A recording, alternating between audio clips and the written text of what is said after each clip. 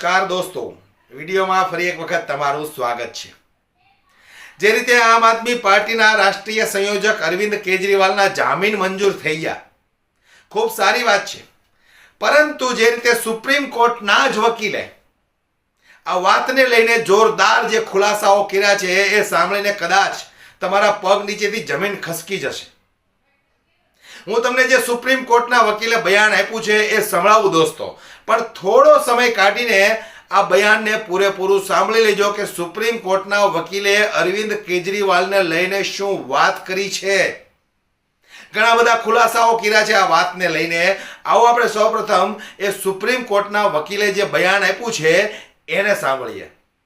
Interim जमानत दे दी है, अंतरिम राहत दे दी भाई, जब तक वो जमानत पे रहेंगे। इसका मतलब बड़ा बेंच का अगर कोई फैसला आता है तो जमानत कैंसिल भी हो सकती है, बचेगा, चाहे ओपोजिशन में हो चाहे पोजीशन में, चाहे फिर इस देश के राष्ट्रपति हो, प्रधानमंत्री हो, कोई और मंत्री संतरी हो या मुख्यमंत्री हो या जज हो सुप्रीम कोर्ट के खिलाफ काम हो रहा है तो वी आर ड्यूटी बाउंड। उसमें कोई जज है, कोई वकील है, इससे कोई फर्क नहीं पड़ता, या इस देश का कोई सिटीजन है। तो हमने जो लेटर लिखा, अपनी जिम्मेदारी का निर्वहन करते हुए वो लेटर लिखा, वो इन एजेंसियों को या न्यायालयों को पॉलिटिक्स का अखाड़ा ना बनने दें और इसमें पॉलिटिकल एडवांटेज कोई ना ले पाए। ये क्लियर बात इसलिए है, ये भी कई दिन से पेंडिंग था, इन्होंने फैसला काफ़ी लेट एक तरह से सुप्रीम कोर्ट ने सुनाया है। और इसमें जजेज ने ये कहा है एक तरह से कि हमने रीजन टू बिलीव, यानी हमने इसमें रीजन तो नज़र आता है गिरफ्तार करने का, मगर मामला ये है क्या इंटेरोगेशन के बहाने से या शुरू में नाम ना हो किसी का और बाद में नाम ऐड करके क्या 19 में गिरफ्तार किया जा सकता है, क्या इसकी संभावना है, या ये पीएमएलए के सेक्शन 19 में आता है कि नहीं आता। इस क्वेश्चन को डिसाइड करने के लिए बड़े बेंच के सामने उन्होंने भेज दिया, क्योंकि इसी तरह के कोऑर्डिनेट इसी संख्या के 2 जजों के बेंच ने एक केस में ये कहा था कि आप इंटेरोगेशन के बहाने जो केस कोर्ट के सामने जा चुका है, फिर अगर आप किसी को बुलाते हो इंटेरोगेशन के लिए या समन पे बुलाते हो तो आप गिरफ्तार नहीं कर सकते, क्योंकि अगर फिर गिरफ्तार करना है तो आप कोर्ट की इजाज़त लेंगे, कोर्ट कहेगी तो गिरफ्तार कर सकते हैं, आप डायरेक्ट उसको गिरफ्तार नहीं कर सकते। ये जस्टिस ओका के बेंच ने कहा था। अब उसी बात पे आके इन्होंने कहा कि ईडी की हमारी गिरफ्तारी ही गलत है, वो चैलेंज किया है, वो तो अभी डिसाइड नहीं किया, वो तो हायर बेंच डिसाइड करेगा। और इन्होंने इसीलिए, क्योंकि खुद बेंच इस मामले में कंफ्यूज था कि भाई हम क्या करें, तो इन्होंने अपने यहाँ से मामले को बड़े बेंच में ज़्यादा बड़े विजडम के लिए आगे सरका दिया है। और इसमें इन्होंने इंटरिम जमानत दे दी है, अंतरिम राहत दे दी भाई, जब तक वो जमानत पे रहेंगे, जब तक बड़ा बेंच इसमें डिसाइड करेगा कि आगे भी वो जमानत पे रहें नहीं रहें, वो सब कुछ बड़ा बेंच देखेगा। अंतरिम जमानत के बाद जो सीबीआई का पेंच फंस रहा है उसमें अब क्या हो सकता है, क्योंकि ये लंबा मैटर अब खींचेगा, अभी हाई कोर्ट में, फिर हाई कोर्ट के बाद फिर सुप्रीम कोर्ट में आएगा मैटर। देखिए, सबसे ज़्यादा तो सीबीआई ने जो मामला दर्ज किया हुआ है, अब सीबीआई अपने तरीके से जो कर रही है उसको भी ये लोग ज़रूर चैलेंज करेंगे, और वो भी मेरे ख्याल में हाई कोर्ट में पेंडिंग है इन लोगों का केस, तो हाई कोर्ट देखेगी।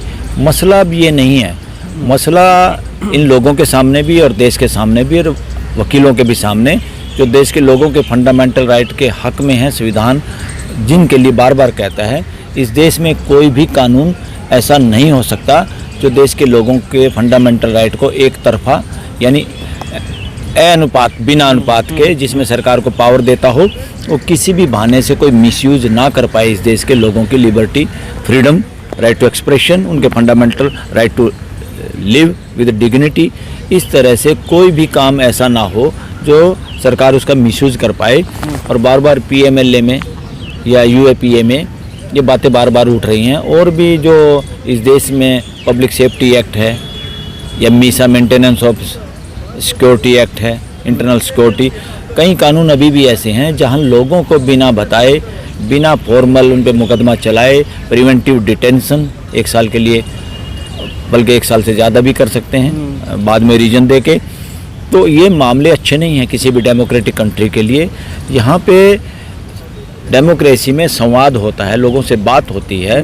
जो आदमी विरोध करते हैं किसी बात का, सरकार कोई कानून बनाए या सुप्रीम कोर्ट कोई जजमेंट दे, वो फॉलो करना अलग बात है, मगर उसके खिलाफ और उसके विरोध में आवाज़ उठाना अगर वो गलत हैं तो ये लोगों का राइट है।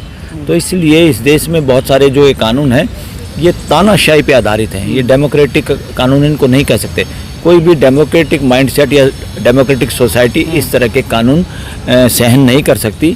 तो देश को सोचना चाहिए, पार्लियामेंट को भी अब सोचना चाहिए और जुडिशरी को भी सोचना चाहिए कि वो भी पार्लियामेंट भी इन कानूनों में चेंज करे और हाई कोर्ट और सुप्रीम कोर्ट भी इनकी इंटरप्रिटेशन लिबरल करे, स्वच्छंद करें, यानी पॉजिटिवली करे। पॉजिटिवली का मतलब इनके आधार परखें कि देश के लोगों के फंडामेंटल राइट के आधार पर ये कानून सही हैं, गलत हैं।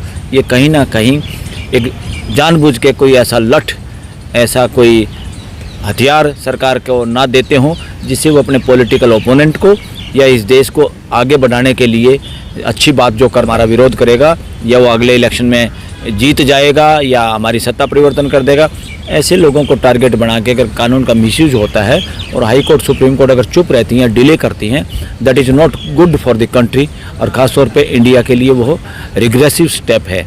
अगर सुप्रीम कोर्ट हाई कोर्ट समय पे नहीं जागती, लगातार प्रहरी का काम नहीं करती, तो that is not good for the country और डेमोक्रेसी को पछाड़ता है, पीछे ले जाता है, देश को आगे नहीं बढ़ाता। असली विकास है देश के लोगों में के फंडामेंटल राइट के बारे में अवेयरनेस और फंडामेंटल राइट की ज़्यादा से ज़्यादा सुरक्षा, ज़्यादा से ज़्यादा लोगों को बोलने की आज़ादी, ज़्यादा से ज़्यादा डिग्निटी के साथ जीने की इजाज़त। अगर ये बातें कम होती हैं देश में, अगर इनका इंडेक्स कम होता है तो देश प्रगति पे नहीं है, देश गिरावट की ओर है। किसी भी देश को इस तरह से टेस्ट करने की जरूरत है। बीजेपी ये आरोप लगा रही है कि अभी सुप्रीम कोर्ट ने जमानत दी है, इसका मतलब अपराध मुक्त नहीं हुए हैं। शराब घोटाला एक बहुत बड़ा मसला है और इसीलिए बड़े बेंच को भेजा गया है। तो सुप्रीम कोर्ट ने अगर बड़े बेंच को भेजा है तब तक के लिए जमानत दी है इस मैटर में, तो इसका मतलब बड़ा बेंच का अगर कोई फैसला आता है तो जमानत कैंसिल भी हो सकती है। बिल्कुल हो सकती है, अगर वो बड़ा बेंच देखेगा उस जमानत को चालू रखते हैं कि नहीं रखते हैं। पर मुझे उम्मीद है कि बड़ा बेंच जो भी होगा वो लोगों की लिबर्टी के हक में होगा, चाहे वो केजरीवाल हो, चाहे XYZ कोई भी हो इस देश का। हर आदमी सबसे पहले इस देश का सम्मानित नागरिक है, उसके बाद है XYZ कौन कर्मचारी है, कौन चोर है, कौन गुंडा है, कौन है, ये सब बाद की बातें हैं। सबसे पहले हर सिटीजन इस देश का सम्मानित नागरिक है, उसके साथ कानून वही ट्रीटमेंट करे जो सबके साथ करते हैं। ट्रायल में लोग बदमाशी किसी ने की है, गड़बड़ी किसी ने की है, वो ट्रायल में है, उससे क्यों डरते हैं? सरकार लोगों को जेल में क्यों रखना चाहती है? प्रोसिक्यूशन लोगों को जेल में क्यों रखना चाहती है? इससे साबित होता है कि हमारा प्रोसिक्यूशन सिस्टम अभी बहुत नवजात शिशु की तरह से है। यहाँ इंडिपेंडेंट इन्वेस्टिगेशन एजेंसी होनी चाहिए, पुलिस भी अलग होनी चाहिए, थानों की अलग होनी चाहिए, सुरक्षा की अलग होनी चाहिए। ये गड़बड़ झाला जब तक चलता रहेगा और वो कर्मचारी भी अपने तबादले बदलियों के चक्कर में ऐसे ही, चाहे वो CBI हो, वहाँ भी डेपुटेशन पे लोग आते हैं, लोग डेपुटेशन के चक्कर में, कराने के चक्कर में और इनका मिसयूज करते हैं। सत्ता में बैठे हुए लोग ज़्यादातर इनका मिसयूज करते हैं, सदुपयोग नहीं करते। सदुपयोग करें तो देश का ज़्यादा भला हो सकता है। तो कदाच आવું બની પણ શકે આવનારા સમયમાં સુપ્રીમ કોર્ટ કદાચ અરવિંદ કેજરીવાલને ફરી એક વખત બોલાવે તો અરવિંદ કેજરીવાલને કદાચ હાજર પણ થવું પડે। ત્યારે જે રીતે સુપ્રીમ કોર્ટના વકીલે ખુલાસા કર્યા છે, ખૂબ ચોંકાવનારા ખુલાસાઓ છે દોસ્તો। વિડીયો ખૂબ શેર કરજો, દરેક લોકો સુધી પહોંચે। જય હિન્દ।